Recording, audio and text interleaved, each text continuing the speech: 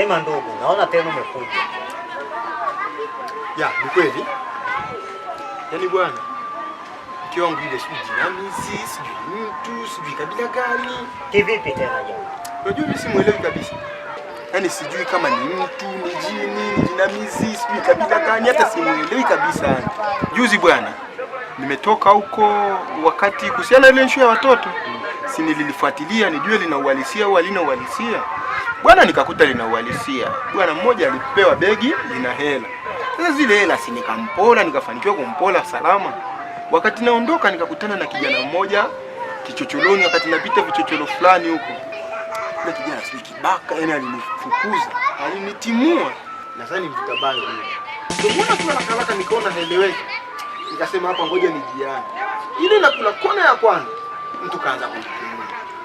Alinifukuza, tulifukuzana, wakati nazidi kukimbia ilinibidi sasa akili ya haraka nikasema kwamba hili begi kuna niliache sehemu ili kukusudi fanya nimkwepe salama. Nilipofika nyumbani, nyuma ya nyumba nikaliweka kwenye tunyasi tule tu nyuma ya nyumba kwangu.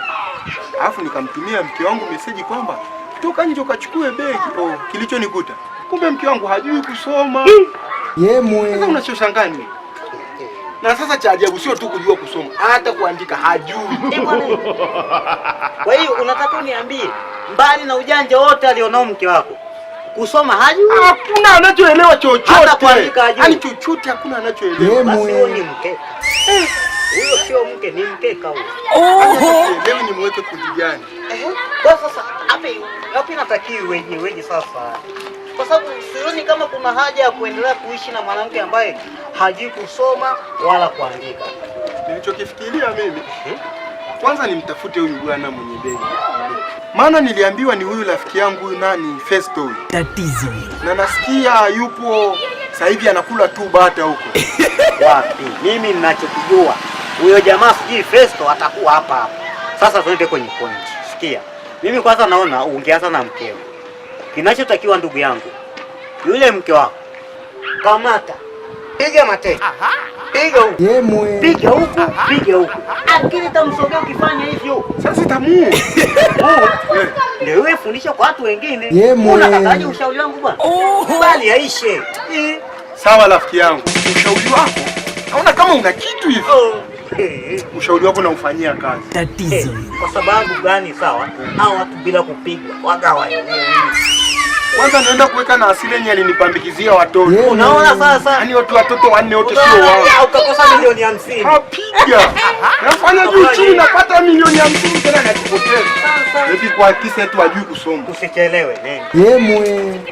Tunaongea kitu la kitu. Ngoja ni muhai.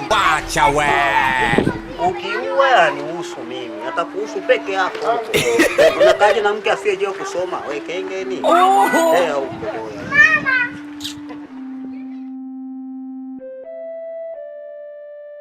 Yaani mke wangu, mimi nilikawa nakupenda sana sana kama ninavyojipenda mwenyewe. Unajua nini? Hata mimi nakupenda sana na nitazidi kukupenda sana kama ninavyojipenda mimi, okay? Acha wewe. Yaani mke wangu, yaani nilikawa nasikia raha kweli. Yaani vini wewe ulikinipenda mimi. Sijawahi kuona mapenzi haya kama ya njiwa. Kweli. Nani alikipiga simu?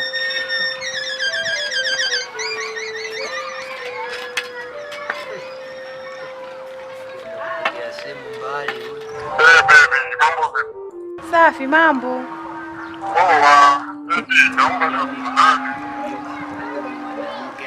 Yaani muda wote ndio anaongea na simu, sijui anaongea na nani muda wote.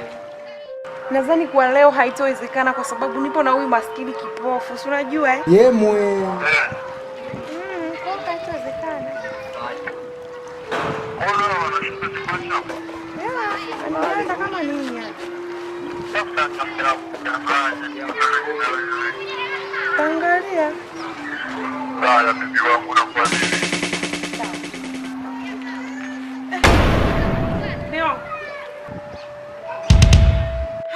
Yaani kumbe unaona wewe? Sasa kwa taarifa yako, wewe nimegundua kuwa akili huna, na wewe ndio ulikipelekea mume wako akapoteza hela. kitu ambacho ulikaa ukijui kwenye akili yako. Mimi toka muda mrefu sio kipofu. Mimi nilikawa naona na macho mawili haya. Tatizo. Na kwa taarifa yako, kila kitu najua kuhusu wewe. Ulikinichezea mchezo mimi. Wewe mwanamke kumbe shetani wewe. Wewe ulikawa shetani. Basi si unisamehe. Yaani nikusamehe kirahisi rahisi. Hivi wewe ulikina akili timamu kwenye kichwa chako. Mke wako lakini. Yaani utasamehewa vitu vyote. Sio dhambi ya uzinzi na usaliti. Please, naomba unisamehe. Yaani mimi nikikusamehe wewe nitakuwa mwenda wazimu. Sinchafua tabia ni nshenzi wewe. Sasa cha kukifanya hapa, uondoke utoe miguu yako hapa, uende kwa huyo mwanaume nshenzi ulikimpotezea muda wake na pesa zake. Sitaki kukuona. Yemwe. Nimesema ondoka kwenu wewe. Yaani hii dunia bwana. Yaani viana kike vingine vilikini tabia sweet, tabia za wapi yani. Yaani mtu ambaye namwamini walau kwa 50%. Hadi kama mama mzazi. Penye mama mzazi simpia 50% zikamtosha. Sasa kinachofuata hapa ni kuwa bachelor mpaka naingia kabuleni. Tatizo hilo. Swala ya kuoa nimeacha.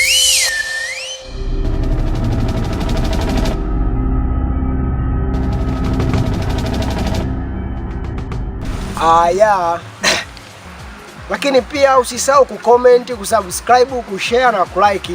Kucomment unaweza ukatushauri, ukatuelekeza namna ya kufanya kwa sababu hatujui, tunatakiwa tujifunze kupitia ninyi mashabiki wetu.